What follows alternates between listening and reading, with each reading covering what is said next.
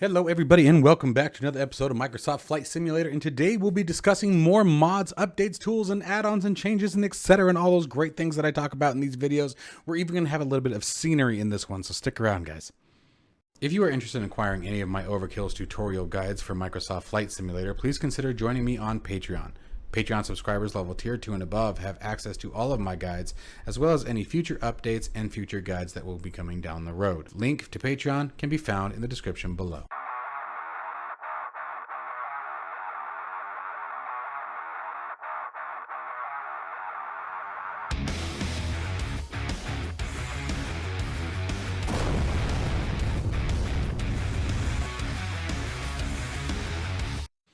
Okay, everyone, so as you all know, I am constantly on the hunt. I am always looking for tools, I'm looking for add-ons, I'm looking for new planes and modifications, and even scenery. I don't talk about scenery very often, and the reason being is because it can be very, very hard. I could do weeks and weeks and weeks of videos on scenery and still never run out of content. And it's just one of those things that I have to be very specific on what I'm looking for when it comes to scenery, and this one hits the mark for me. Now keep in mind, I am a native to Arizona. I currently live and born and raised in Tucson, so this one obviously is going to hit home for me, but I can tell you right now that this is a very, very beautiful and very, very accurate rendition of this airport, and that is KGCN, Grand Canyon National Park. If you guys are looking for a really scenic, really beautiful flight to come in on the approach, takeoff, I think takeoff is just like any other plane or any other airport, but there's something about coming into the approach, especially like as you're seeing here in the scenery on a sunset or maybe an early sunrise into Grand Canyon National, that is really pretty, and the guys who have done this particular scenery have done a really, really good job with it. So I just wanted to take a moment to share that one out with you guys. Again, I know I'm not always doing scenery, but every now and then there's one that just catches me and goes, yeah, this one should be mentioned. And that is not to say that all the others aren't fantastic. Like I said, there were so many that if I were to do just scenery, this whole channel would be flooded with them.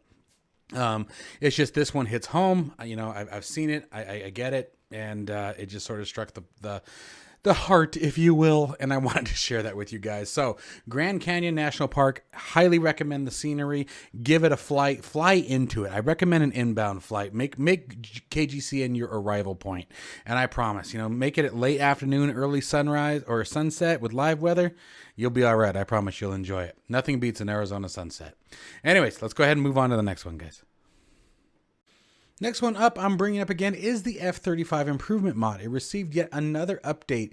And, after I mentioned this mod a couple weeks ago on a previous video when it did its last update, I started flying it around more and more again. And I'm really starting to appreciate the features and the things that this mod brings. So I figured that I would share with you guys the fact that it was updated yet again. These last two really made a big difference and really are starting to really change the graphical impact. I like the whole air show idea, of getting an air show together. And I still am trying to figure out the logistics of making that a channel-wide thing. So the smoke effect and things like that, being close to the aircraft and being adjusted and being made to be more realistic is something that's really appeasing to me. And then the afterburner effects and then the exhaust effects being reduced. I will say the exhaust effect was pretty intense. However, my reason for pointing this stuff out is because I'm very big into the externals. One of the things that I comment all the time on DCS videos is that I wish that the Microsoft Flight Simulator videos had that F3 flyby view that DCS does so well while being able to maintain control of the aircraft. It's pretty awesome. But anyway, so I really enjoy the externals, and this is just one more piece that really brings quite a bit more to the F35 if you're interested in maybe doing like a demo team. I think that'd be kind of cool to do with the F35. It is such a large aircraft. 15,000 feet, the crowd would still be able to see you. But I think it'd be kind of neat. And there's plenty of aircraft within the simulator that I think we could put an air show together. And I think with this improvement mod, you'd have a lot of fun doing so with the F35 installed. So anyways, let's go ahead and move on to the next. I did a review on this aircraft early last week, and this thing is actually a ton of fun. I was sort of blown away at how much fun this little aircraft is. This is the Mosquito XE or XEL. The XEL is the floats version. So a couple of changes that have been made to it that I did want to announce, and there's a couple good and a couple just, structural changes. So first off, the XE, so skid version, and the XEL, the float version, have now been separated into two different installations, is what it sounds like. So you can now, select which one you want directly from the hangar versus making a livery change. The biggest things that I liked is some new flight modeling, and as well as we have a brand new Airland FS profile. So both of those are going to equate to how the aircraft fly. So I can promise you later on in the week, we're going to have a full video on this aircraft. I really had a good time with this one. This is another one of those ones that really took me by surprise. It is extremely tiny. I don't think I would ever be caught dead in one in real life. I don't even think I would fit.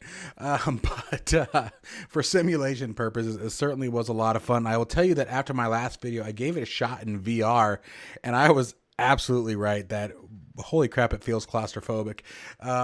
It really stuck me in the face with that one, but I persevered. I pushed through it and flew the aircraft in VR, and it handles very, very well. The frame rates are extremely nice. And because of the narrow cockpit and the large glass windows that you have on the side, it makes flying this at low level and doing some sightseeing a ton of fun in virtual reality.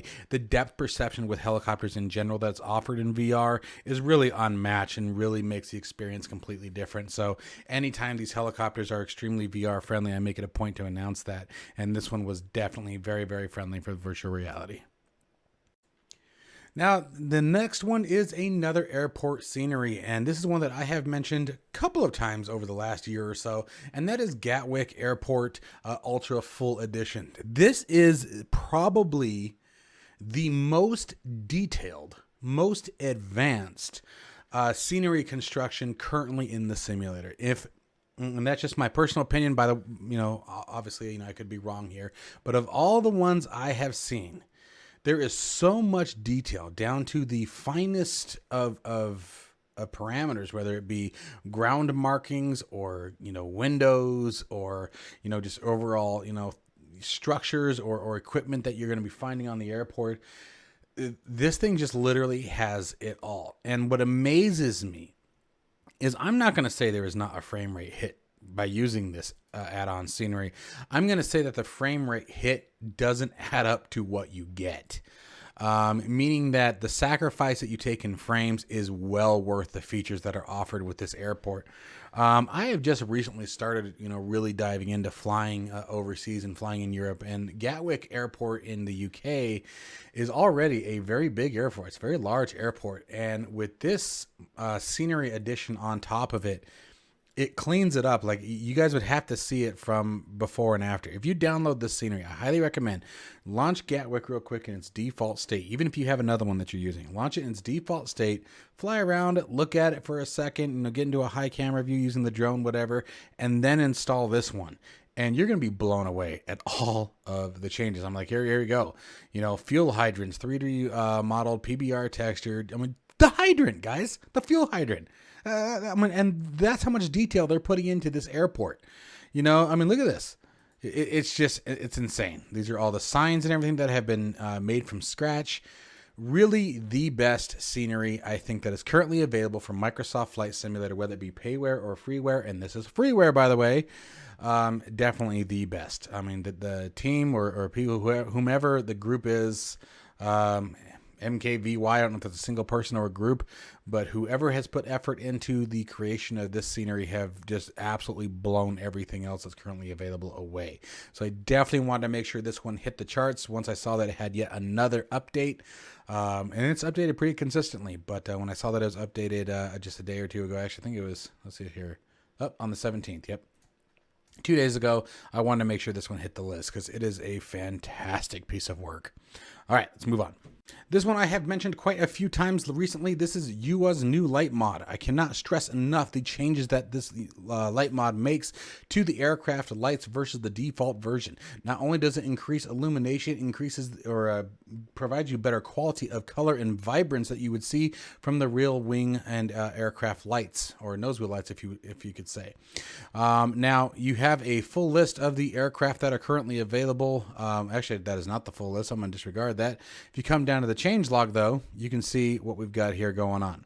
So constantly new aircraft always being added to this package, and then aircraft never seem to be done. He's always adjusting the lights that are already there. So make sure that you guys really grab this one. I cannot stress enough, it makes a huge difference in night flying and night operations with any of these aircraft that are listed on this add-on.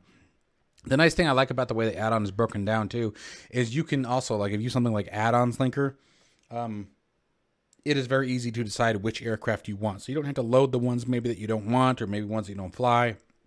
If you're trying to keep your add-ons folder relatively clean, you can pick and choose the ones you want, and it works great. But I mean, just if you come to the site, again, link down in the description, make sure you check out this YouTube link, and I promise you will really enjoy the differences that this makes. It is phenomenal. I'll never fly again without it. I promise that.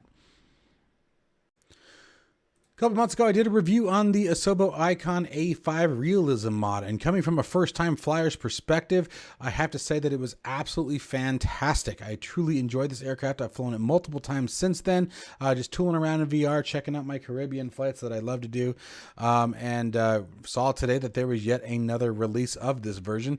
Now, it was just a... here you go, minor change in the flight model geometry. It was a minor change, but however, it was a change none to be ignored there, and so I wanted to make sure that this once again hit the list that it was updated. This is a fantastic little airplane with this improvement mod, and it was something that I had ignored and really just like, it's not really my kind of thing, right? And shoved it off to the side until one day I finally decided to give it a shot, and I was very pleasantly blown away and very pleasantly surprised at how much I actually enjoy flying this little plane, especially when I just want to go up and fly and sightsee, and I have no real purpose or objective to the flight. I'm just, tooling around. This is a great airplane to have in that part of the arsenal. So I absolutely recommend this realism mod. Make sure you guys give it a shot, and let me know what you guys think of it down below. Finally, the big monster toolbar pushback 4.8 has been released. Going down real quick to the change logs, we have quite a few things. Fixed add-on panels are no longer resizable when closed. Possible incompatibility with third-party toolbar add-ons is resolved, so you don't have to worry about it. If you like to have multiple pushback add-ons installed, you can now do so. Flybywire A32Next cargo door, aft door swap, blah blah. I actually had that exact same issue. And improved general performance of the pushback planner. This is fantastic, guys. If you were just hearing about this one for the first time, the pushback planner, think what was it called? Better Pushback for X-Plane 11. It's here. Okay, this is what you want. If you want to be able to tell the pushback service where you want the aircraft ahead of time, that way when you say hit pushback, it pushes you back to where you desire the airplane to go without having to steer it, without having to go to the external views, any of that. It's now here. I mean, there's the screenshot right there. Again, pushback helper, it's here. Toolbar pushback by Ambitious Pilots. These guys have done a wonderful job, and I am so grateful for this. There's also some voice interaction. You hear some audio from the ground crew, between the ground crew and the cockpit. It's a really, really good experience, guys. Make sure you check this one out. Again, completely free of charge, and at the moment, in my personal opinion, better than anything that the payware services have to offer. This is the best pushback service at the moment. Once they put in that pre-planned pushback, that was it. They dominated. They shot to the stars. So anyway, make sure you guys check this one out.